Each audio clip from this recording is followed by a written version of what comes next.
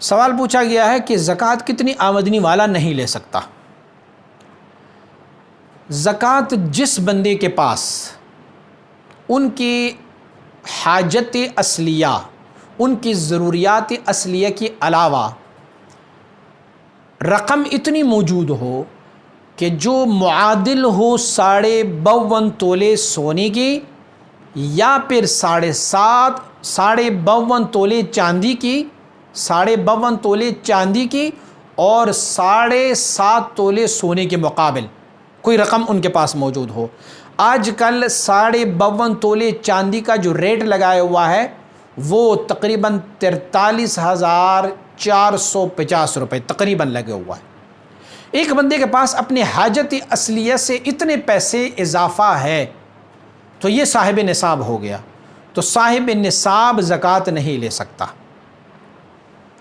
دوسری بات یہ ہے کہ حاجت اصلیہ ہے کیا، ضروریات اصلیہ ہے کیا؟ فقہاء نے ضروریات اصلیہ اور حاجت اصلیہ کو شمار کیا ہے اور فرمایا کہ اس میں گھر شامل ہے، گھر کا سامان شامل ہے، ان کا لباس شامل ہے، ان کی سواری شامل ہے اور ان کا ایک غلام یا کنیز شامل ہے۔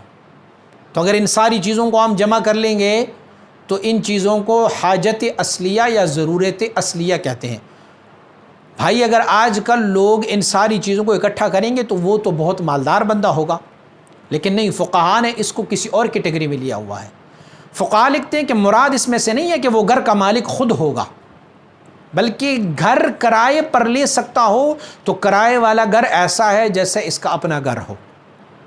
اور پھر گھر بھی کتنا ہے؟ ایک بندہ کہے کہ میں نے تو ڈیفنس میں گھر لینا ہے اور ڈیفنس میں اتنی بڑی کوٹھی کرائے پر لینا ہے تو اس کا کرایہ بھی تو 50,000 ہوگا۔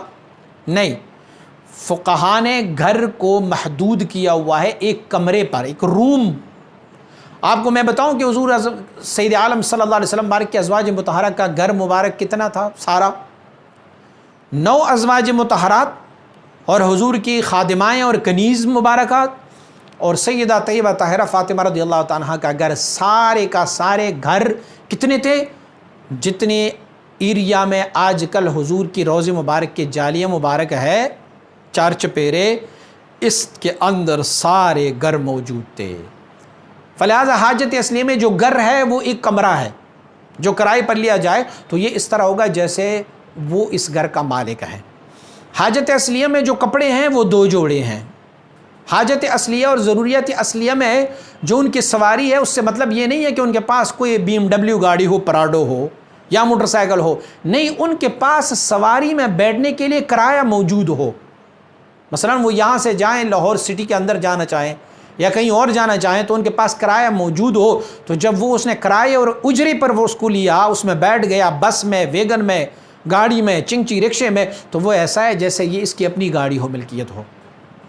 اور کنیز اور غلام سے انہوں نے یہ لیا ہوا ہے کہ آپ کے پاس اتنا استطاعت ہو کہ آپ ایک دن کی مزدوری کسی کو دے سکتے ہو، ان کو اپنے لیے ملازم رکھوا سکتے ہو یا اس سے اپنے گھر کا کوئی کام کاج کروا سکتے ہو۔ یہ حاجت اصلیہ ہے۔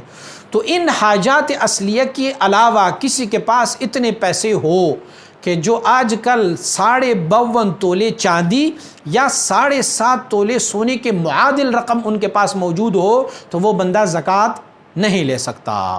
دوسرا جو ہے وہ سادات حضرات زکوٰۃ نہیں لے سکتے۔ یہ بھی، اس میں بھی اختلافات موجود ہے کہ آج کل کے سادات زکوٰۃ لے سکتے ہیں یا نہیں لے سکتے، کیونکہ اس زمانے میں جو ہے وہ خمس دیا جاتا تھا، خمس میں سے سادات کو ان کا حصہ دیا جاتا تھا۔ آج کل تو خمس ہے ہی نہیں، بیت المال ہے ہی نہیں آج کل، تو جب نہیں ہے، اگر ہے بھی بیت المال تو اس پہ قبضہ وڈیروں کا ہے اور مالداروں کا ہے، ان پر سیاسی لیڈروں کا قبضہ ہے، سادات کو ان کا حصہ نہیں مل رہا۔ فلہذا بعض فقہاء نے آج کل کے سادات کو بھی زکوٰۃ لینے کی اجازت دی ہے، لیکن کثیر تعداد میں فقہاء کا قول یہ ہے کہ سادات بھی زکوٰۃ نہیں لے سکتے۔ مالدار بندہ سادات زکوٰۃ نہیں لے سکتے، اور جو صاحب نصاب ہو وہ زکوٰۃ نہیں لے سکتے۔ اسی طرح شوہر کی زکوٰۃ اپنی بیوی پر نہیں ہو سکتا، بیوی کی زکوٰۃ اپنے شوہر پر نہیں ہو سکتا، ماں باپ کی زکوٰۃ اپنی بچوں اولاد پر، اور بچوں کی زکوٰۃ ماں باپ پر یہ وہ نہیں لے سکتے۔ بقیہ انما الصدقات للفقراء والمساکین، اللہ رب العزت نے صدقات اور زکاتوں کا کیٹیگری منتخب فرمایا ہوا ہے کہ فقیروں کے لیے، مسکینوں کے لیے اور ان لوگوں کے لیے جو زکوٰۃ اکٹھا کرنے والے والعاملین علیہ، جو اس پر معمور ہے، جو زکوٰۃ اکٹھا کرنے والے ہیں وہ زکوٰۃ لے سکتے ہیں، بقیہ جن افراد کو میں نے ذکر کیا وہ زکوٰۃ نہیں لے سکتے۔ مزید اسلامی ویڈیوز کے لیے ہمارے یوٹیوب چینل کو سبسکرائب کریں اور بیل آئیکن پر کلک کریں اور ویڈیو کو لائک، کومنٹ اور شیئر ضرور کریں۔ جزاک اللہ۔